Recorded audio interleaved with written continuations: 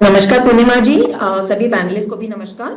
आपने जो सवाल पूछा कि पहले मैं अनुमा जी की बात से स्टार्ट करूंगी। आपने बहुत अच्छा स्टार्ट किया था, आपने बहुत अच्छी ये बात बोली अनुमा जी, मैं आपसे बिल्कुल सहमति रखती हूँ कि कोविड के समय भी कहाँ हम साथ थे। बिल्कुल ना हम तब साथ थे ना हम आज साथ हैं, क्योंकि शायद आप लोगों को भारत के साथ खड़े होना नहीं आता है। भारत में जब आपदा आती है, पूरे विश्व की जब आपदा आती है तो साथ खड़े होना नहीं आता है। नाम लेके बोलते हैं, इनको किसने भेजता है? कौन भेजता है? आप बात बोलेंगी तो आप ही का नाम लेके व्यक्तिगत लेकर, अरे भारत के साथ आप लोग कहाँ खड़े होते हैं? भारत के साथ क्या बात करते हैं? पूर्णिमा जी, ये तो बहुत ही अजीब ही बात है। हर व्यक्ति नाम ले लेके व्यक्तिगत होके बात करता है। अरे प्रवक्ता बोलिए, कांग्रेस प्रवक्ता ने क्या कहा? आप एंकर को संबोधित करिए, इतना तो आता होगा कि नहीं आता? ये भी सीख के नहीं आते आपको। जब बीजेपी की ब्रीफिंग होती है सुबह 11 बजे, आप सब समय सीख लिया करिए।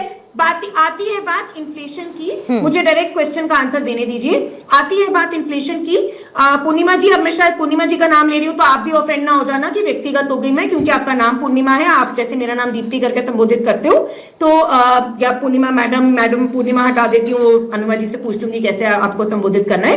खैर, coming on to the point, there is a thumb rule कि जब भी $10 का क्रूड में इन्फ्लेशन होता है, प्राइसेस बढ़ते हैं, तो जो कंज्यूमर प्राइस इंडेक्स है वो 0.2 से 0.3% बढ़ता है, जिसका केवल आज की बारे में बात नहीं हो रही है। अभी देखिए, इन्फ्लेशन का डेटा बाद में आएगा। सबसे सराहनीय बात यह है कि भारत सरकार ने अभी भी आम जनता के लिए जो सामान्य पेट्रोल और डीजल है उसके प्राइसेस को नहीं बढ़ने दिया।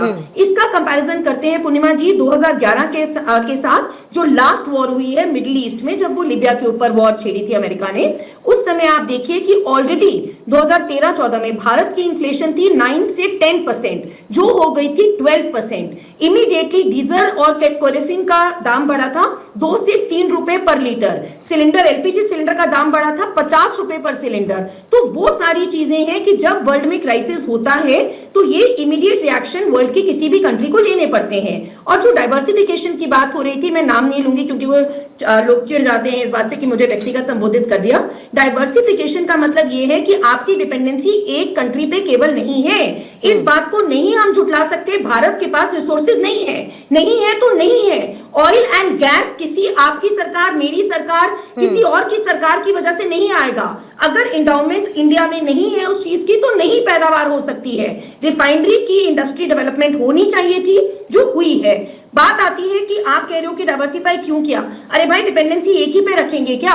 जो हमारा ऑल वेदर फ्रेंड था रशिया, जिसके नाम पे प्लान्स बनते थे, उनसे आप केवल 2% लेती थी पहले, और अब जब तक कांग्रेस की सरकार थी, और अब वहां से 20 से 30% आता है, तो उसमें भी दिक्कत है कि भैया डाइवर्सिफाई क्यों कर दिया। कंट्री की डिपेंडेंसी डाइवर्सिफिकेशन से ही, क्योंकि हमारी 80% जो है वो एनर्जी इंपोर्टिंग कंट्री है हम। बात आती है रुपये डेप्रिसिएशन की, अगेन कंपैरिजन टू 2011 पूर्णिमा जी, तब सीधा 54 से $68 हो गया था। आज अभी भी 84 से 92 के बीच में होवर कर रहा है। वर्ल्ड इकोनॉमिक्स को समझने के बाद अनुमा जी, मैं फिर से आपका नाम लेके बोल रही हूँ, चीजों को समझना पड़ेगा। You can not behave like everything is not. Okay Deepti ji, ठीक है। डॉक्टर